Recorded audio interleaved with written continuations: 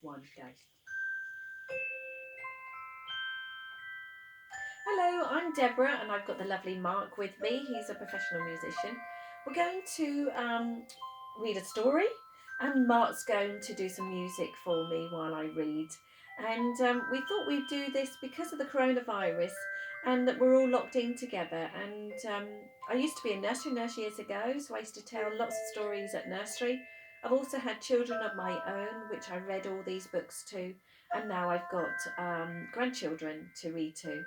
Um, and particularly at the moment where we're all locked down together, it is a little bit of tension there when we're all in one room or in one house together.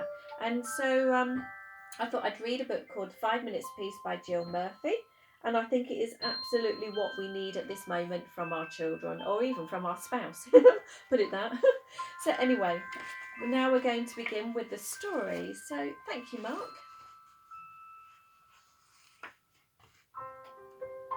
The children were having breakfast.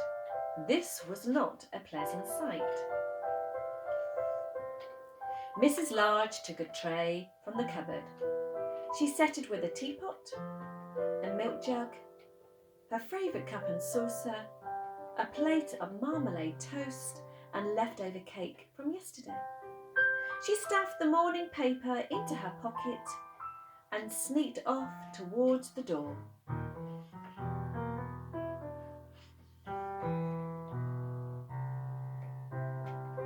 "Where are you going with that tray, Mum?"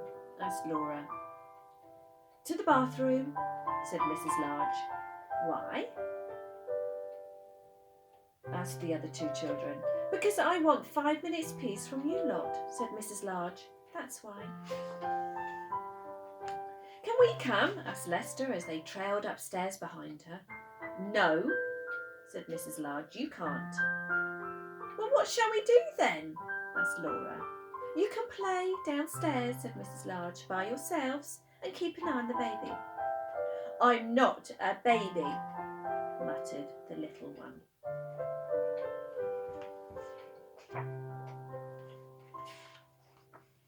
Mrs. Large ran a deep hot bath. She emptied half a bottle of foam into the water, plumped on her bath hat and got in. She poured herself a cup of tea and lay back with her eyes closed. It felt like heaven.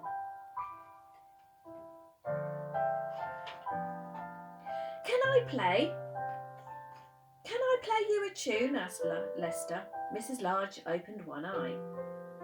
"Must you?" she asked. "I've been practicing," said Lester. "You told me to." Can I please? Just for 1 minute?" "Go on then," said Mrs. Large. So Lester played. He played Twinkle, Twinkle, Little Star 3.5 times.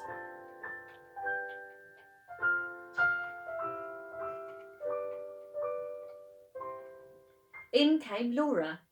"Can I read you a page from my reading book?" she asked. "No, Laura," said Mrs. Large. "Go on, all of you, off downstairs." "You let Lester play his tune, I heard," said Laura. "That's not fair. You like him better than me." "Oh, don't be silly, Laura," said Mrs. Large. "Go on then, just one page." So Laura read. She read 4.5 pages of Little Red Riding Hood.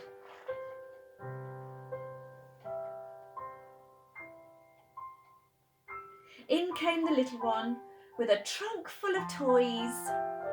"For you," he beamed, flinging them all into the bathwater. "Thank you, dear," said Mrs. Large weakly. "Can I see the cartoons in the paper?" asked Laura. "Can I have the cake?" asked Lester. "Can I get in with you?" asked the little one. Mrs. Large groaned.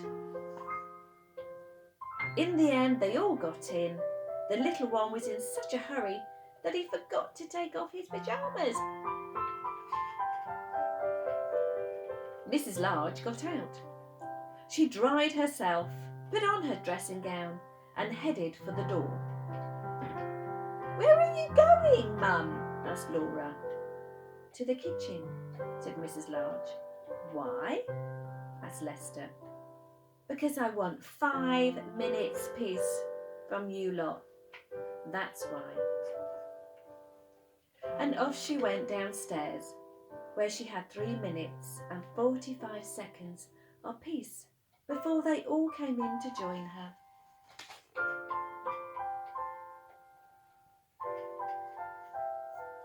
And that's the end.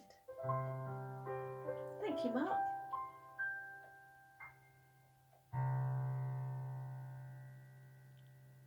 Hope you enjoyed this story, and I'm going to be back doing another story and Mark doing the music. And if you like it, watch it with your children and share with others. And be good and kind to each other.